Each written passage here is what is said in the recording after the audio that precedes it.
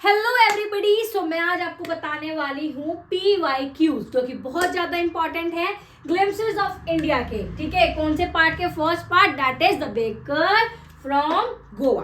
Okay, so बेटा first question is what are the elders reminiscing about the good old Portuguese days, what still exist of those time। ठीक है, इस तरह से question पूछा गया। यही क्वेश्चन अलग तरीके से पूछा गया है, what are the elders in Goa nostalgic about. देखो बेसिकली पूछ रहे हैं कि जो एल्डर्स हैं वो पोर्टुगीज डेज जब थे, जब गोवा पे पोर्टुगीज का राज चलता था, तब क्या क्या होता था वो डिस्कस कर रहे हैं। ठीक है, देखो ये आपको ऑलरेडी पता है, आपको सब कुछ बता चुकी हूँ।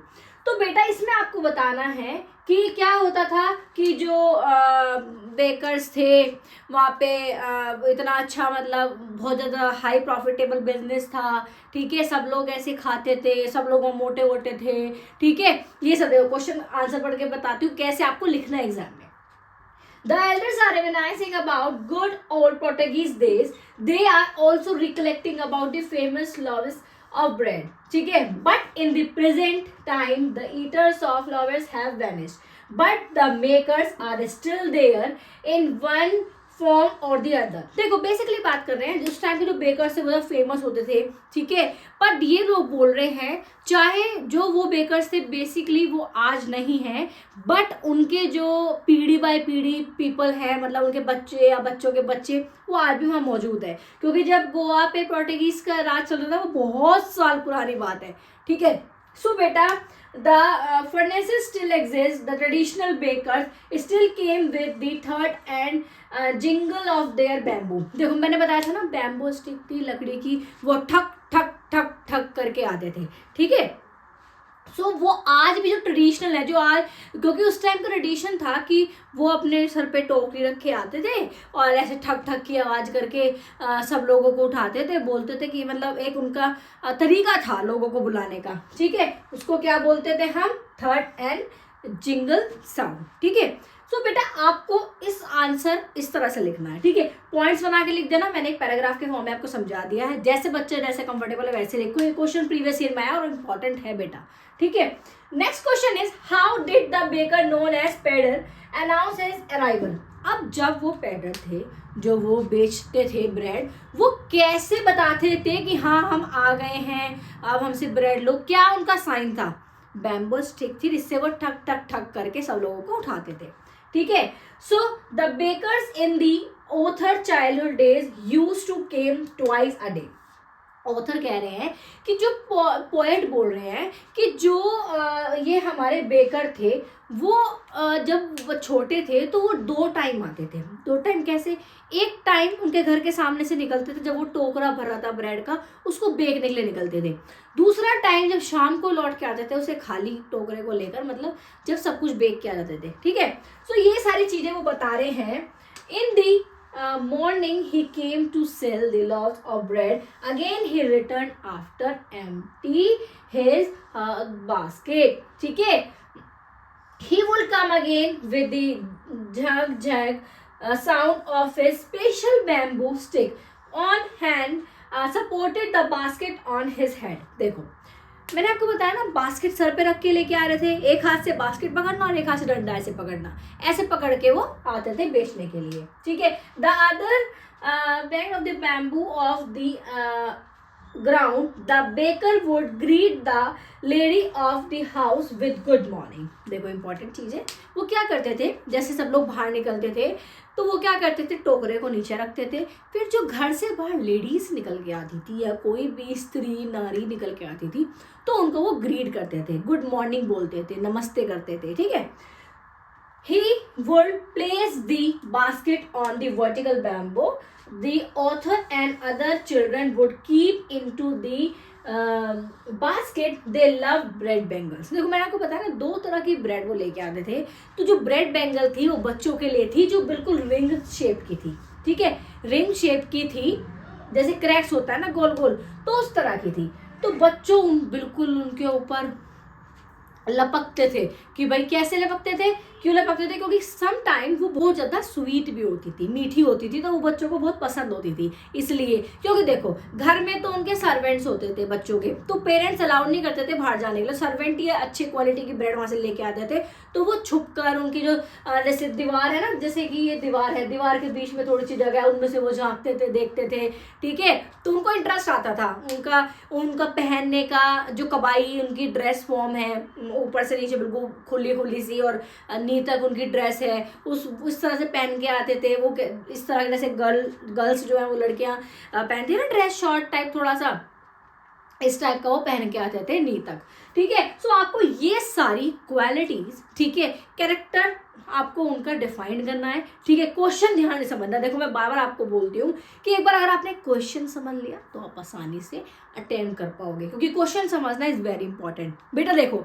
आपका एग्जाम आ रहा है, बहुत पास आ गया है एग्जाम, मेहनत कर लो, ठीक है। ये सभी के लिए है जो न्यू पढ़ रहे हैं, ठीक है, जो ऑलरेडी अभी बोर्ड एग्जाम अपीयर करने वाले हैं, उनके लिए, सबके लिए ये वीडियो है। मैं इस तरह से आपको बता रही हूँ जिससे कि आपको स्टोरी एक शॉर्ट में मिल जाए। देखो मैं आपको घुमा घुमा के पढ़ाने वाली नहीं हूँ, ठीक है। मेरे को एक बहुत लंबी वीडियो नहीं चाहिए कि बहुत लंबी वीडियो में आपको बड़ा बड़ा के बताऊँ, नहीं।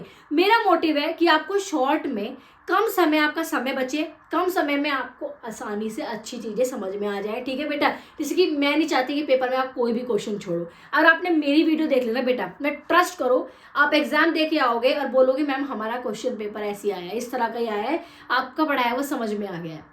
अगर आपको किसी भी फॉर्म में समझ में नहीं आता बेटा, आप मुझे कमेंट करो, मैं हूँ आपको समझाने के लिए, ठीक है। मैं आपको समझाऊंगी, मैं आपकी हेल्प करूंगी, ठीक है बेटा। मेरा मोटिव यही है बच्चों की पढ़ाई अच्छे से अच्छे चले, ठीक है। मेरे को एक एक दो घंटे की वीडियो में इसलिए नहीं बना रही हूँ, शॉर्ट स्लॉट्स में आपको पढ़ा रही हूँ जिससे आपको आसानी हो पढ़ाई करने में, ठीक है बेटा। सो बेटा अपनी जहाँ से भी आप पढ़ रहे हो, मैं ये नहीं कह रही बिल्कुल मेरे से ही पढ़ो, जहाँ से भी आप पढ़ो चूज वाइजली, ठीक है। बिल्कुल अच्छा चूज करो कि जहाँ से आप पढ़ रहे हो कि हाँ हमें अच्छी नॉलेज मिल रही है, ठीक है। तो ऑल द वेरी बेस्ट मेरे बच्चों। अब हम पढ़ते हैं कुछ और ज्यादा इंपॉर्टेंट क्वेश्चंस बेटा, ठीक है, जो कि प्रीवियस ईयर में पूछे गए हैं। Explain with evidences the importance of baker in Goa in those days. जब पोर्टुगीज का राज चलता था गोवा पे, उन दिनों की बात बताइए, क्या एविडेंसेस के थ्रू बताइए कि क्यों जो हमारे बेकर थे गोवा में वो क्यों इतने इंपॉर्टेंट थे। सो बेटा इंपॉर्टेंट इसलिए थे, आप देखो मैंने शॉर्ट में आपके ना 4 पॉइंट बता दिए, 1 2 3 4, ठीक है। इन 4 पॉइंट को आप एक्सप्लेन कर देना, कैसे करोगे।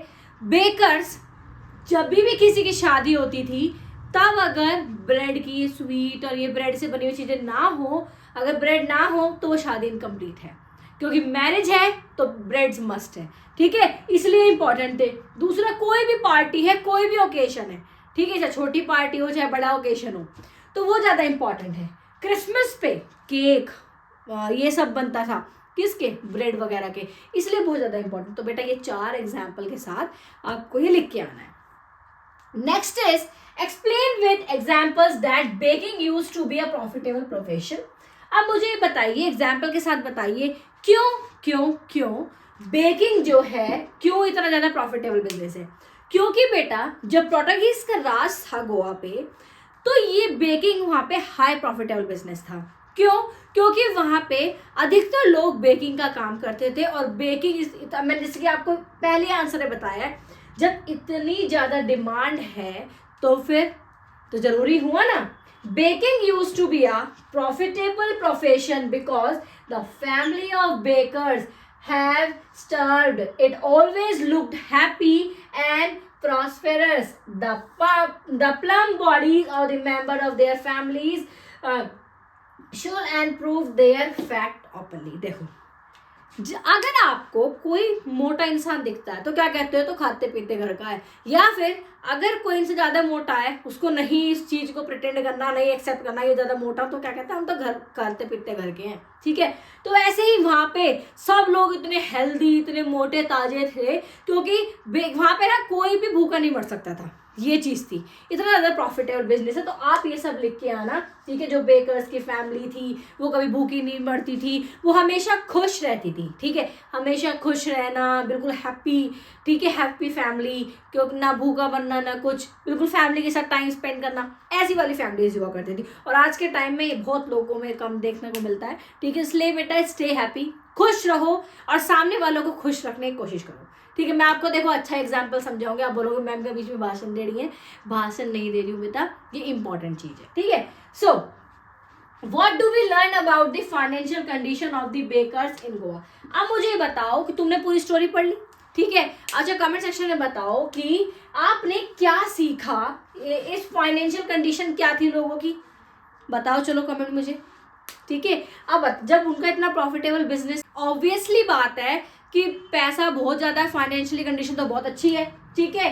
The financial condition of the baker of Goa had been very good, बहुत ज्यादा अच्छी थी। Their plump physique was a testimony of this condition and baker's profession had always been a profitable profession, ठीक है। जो बेकर्स का प्रोफेशन था वो हमेशा प्रॉफिटेबल था, ठीक है। सो बेटा आई होप आपको समझ में आ गया होगा, ठीक है। अब देखो मैंने आपको बिल्कुल मोस्ट इंपॉर्टेंट प्रीवियस ईयर बता दिए हैं, क्वेश्चन घुमा के पूछा जा सकता है, बट अगर आपको समरी पता है ना तो आप कोई भी क्वेश्चन अटेम्प्ट कर दोगे, मैं सच बोल रही हूँ। अगर आपको समरी पता है बेटा, कोई भी क्वेश्चन अटेम्प्ट कर दो, सच बता रही हूँ मैं, ठीक है। तो इसलिए बेटा एक बार समरी ध्यान से पढ़ लो, मैं डाल रही हूँ अपने यूट्यूब चैनल पे, ठीक है। इस पे आप सब्सक्राइब करो, ठीक है, नोटिफिकेशन आ जाएगा आपके पास, बेल आइकन को ऑन कर देना, ठीक है। देखो मैं ये नहीं कह रही बिल्कुल जबरदस्ती मेरे से पढ़ो, मैं सिर्फ प्रॉफिट आप बच्चों के लिए देख रही हूँ कि आप बच्चों का भला हो, ठीक है। बहुत इजी से इजी लैंग्वेज में आपको बता रही हूँ, जिससे बच्चा समझ सके। पढ़ाई को बोझ कभी मत समझना, ठीक है।